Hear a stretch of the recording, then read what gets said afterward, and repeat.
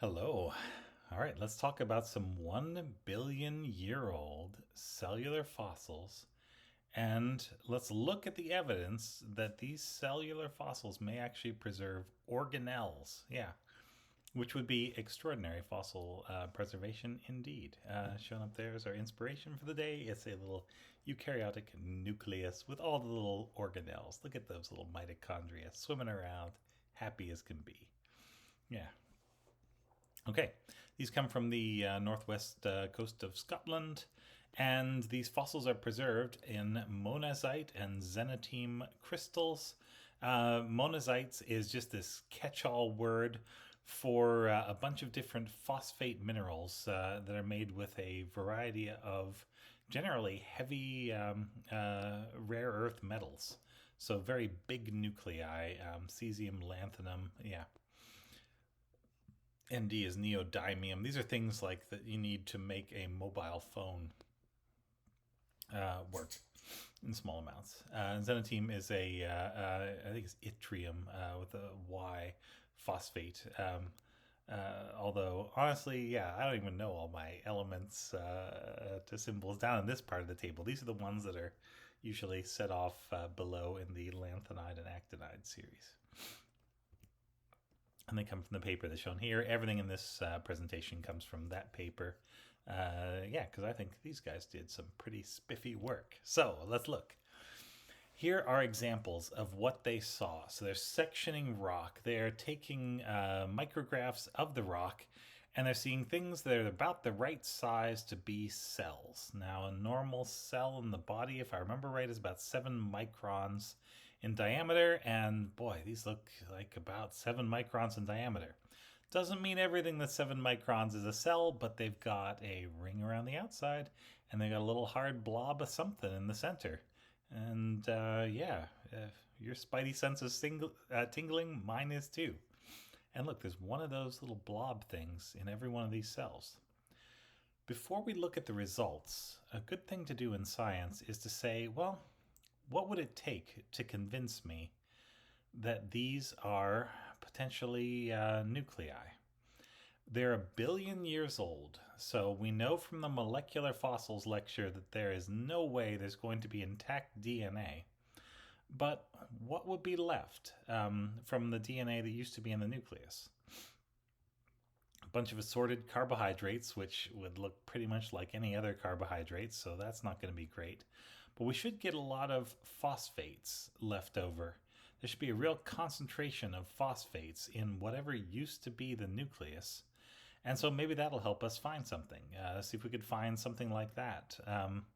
Maybe the absence of other markers. Maybe we could say, all right, phosphates should be like in the nucleus, and we should maybe have phospholipids if we think these are eukaryotic cells, as opposed to archaea or something, which I guess they could be, but archaea usually don't have big organelles inside, although there are some that do, which is not a thing that they normally tell you. They say, no, they're prokaryotes. Yeah.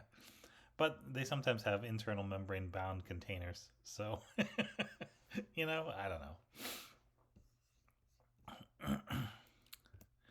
Let us continue. And so, with that in mind, let's see what they find.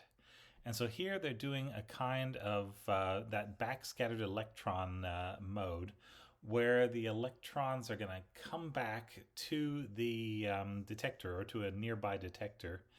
So this is the electron beam coming down, and it's just getting caught in the orbit, basically, of a big, heavy nucleus. The amount of backscattering is going to be proportionate to the size of the nucleus, roughly. There's a fancier equation for that, but that's a good way to think about it.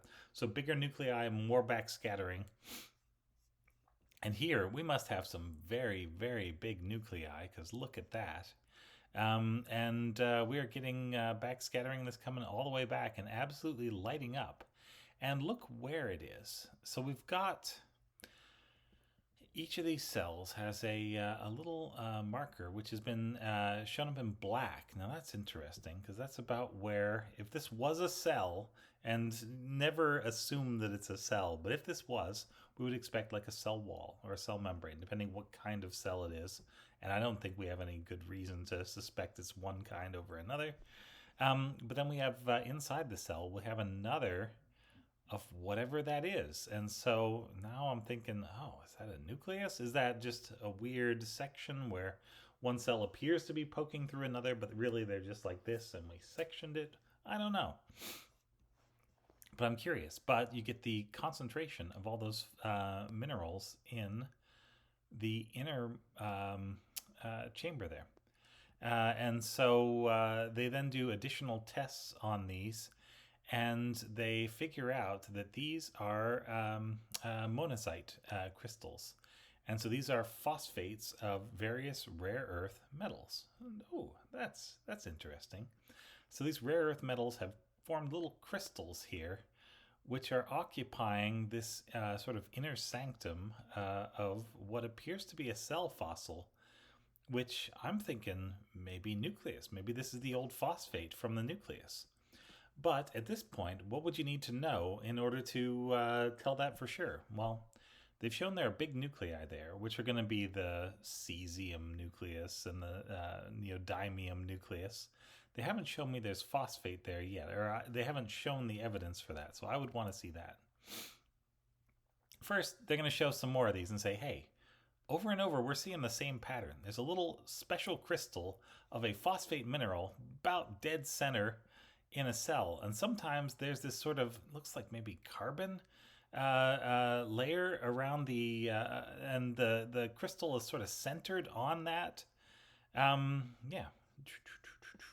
There it is, over and over. Then they do the test that we want them to do.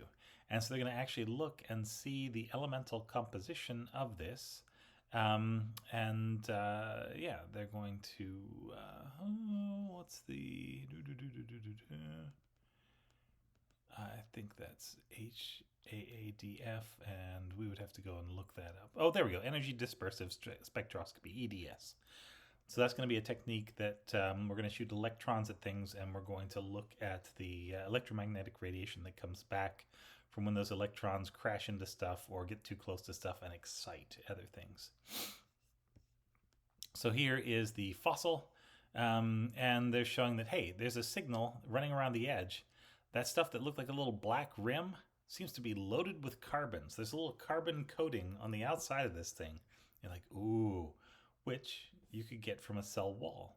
Things like chitin, things like the stuff that makes cell walls of plants. Carbon-rich compounds that would be in fairly thick layers, and you might fossilize them and diagenetically alter them and still have carbon left in that shape. And then in the center, you've got, like here, this is a crystal of mostly cesium. Like, look at all that cesium in there. But there's little blobs of carbon in there as well. Like, ooh, something super organic and rich was in there. Now, they don't have a good way of picking out the phosphorus with this technique, which would have been nice. Yeah. Here you can see one that's formed on a yttrium crystal right up here. And here's the cesium crystal, the monazite here. And this would be the, the other one. That I think is the monazite. And this is the xenotime, sorry, is the yttrium crystal. There we go. And there's just the image of this cell. And so, yeah, it looks as though we've actually got preservation. And we've got crystals that are forming out of this. So this is a combination of authigenic processes, which is basically how rock is formed. Like if you have a bunch of cesium there, it's going to try to react with whatever it is able to react with under the pressure and temperature conditions in which it finds itself now.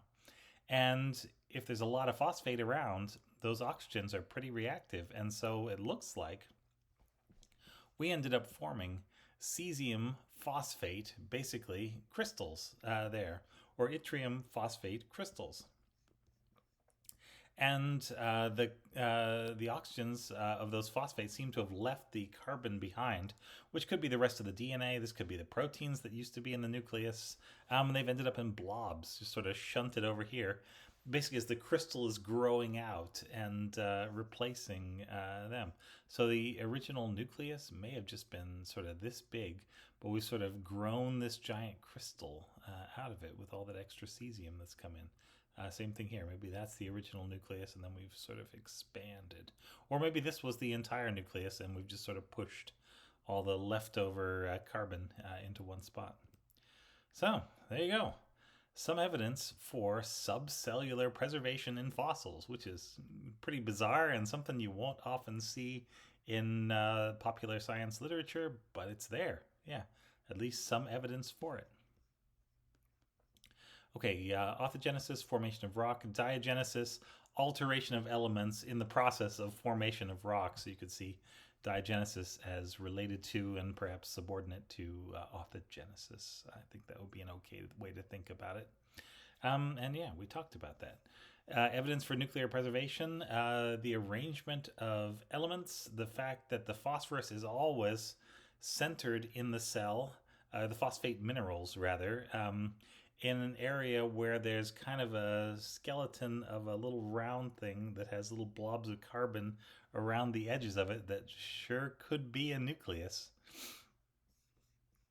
And then which parts of these cellular fossils retain carbon?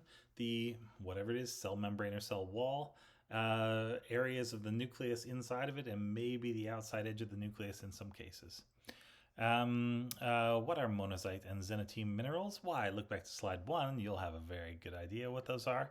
And so these are going to be formed when there is some of this rare earth metal present in the rock. So that's going to be instrumental in fossilization of these. And it's rare earth, so it's not a thing that happens everywhere or every time for sure. Yeah, so these are rare. Rare fossils, rare conditions, exceptional preservation. Yeah, and you got to look at a lot of fossils in a lot of places before you find something like this. But when you do, it's pretty special. Likely origin of each of these minerals. So the potassium silicates, silica, potassium, and aluminum tend to come from the earth. These are the stuff that rocks are made of. The iron silicates, the iron could also be, that could be diagenetic. You could have a bit of pyrite deposition, for example. But then later diagenetic change of that, or orthogenic change, because it gives us rock turning into other rock, where the iron would end up forming up with the silica instead of bonding to a sulfur, which you would get in iron sulfides, which are like iron pyrite. And aluminum silicates are probably just the stuff in the ground, basically. But I think more importantly, what are the origins of the monazite and xenotime? And it would appear that at least the phosphate component of that is the remains of the phosphate that was in the nucleus of these things. So yeah, not conclusive, but pretty good evidence. Yeah, and amazing that this much evidence was preserved from this long ago. So 1 billion years ago. That's way before the Cambrian. Like the Cambrian goes back to around 540 million years ago. That is way before the Ediacaran, because that goes down to the 600s, millions of years ago. This is like early Proterozoic or late, the period that comes before that, Neoproterozoic and Archaeoproterozoic. I forget what the words are. Anyway, pretty darn old. And so these are from a little bit after the Great Oxygenation Event, or the Great Oxygenation Catastrophe, which is where we first see massive amounts of oxygen being released, almost certainly by living organisms, in the fossil record. And that happens around 2 billion years ago. And so the fossils from around that time are going to be potentially the things that did the Great Oxygenation Event. And this we know from the small but actually reasonably well-studied fossil record of the time. This was a disaster for most organisms that lived at that time, because they had adapted to growth in anoxic conditions. And when there's suddenly a flood of oxygen, now all of a sudden you can't live. Yeah, Oxygen is poison for organisms that are not set up to deal with it. Oxygen oxidizes, which is basically what fire does. It burns organisms. It chemically reacts with their other components. It allows some chemical reactions that would have been difficult without oxygen. And those are what we harness in order to live. That's why we keep breathing in this oxygen every day. But it comes at a price. Yeah, we breathe fast and we burn. Yeah. And I don't know. How much longer could we live if we were anoxic creatures? But maybe how much slower would everything go? Yeah, I don't know. Interesting, though. Anyway, there you go. Evidence of billion-year-old fossils. And then we'll do another one with this taphonomy of very early, around the same time, cell preservation.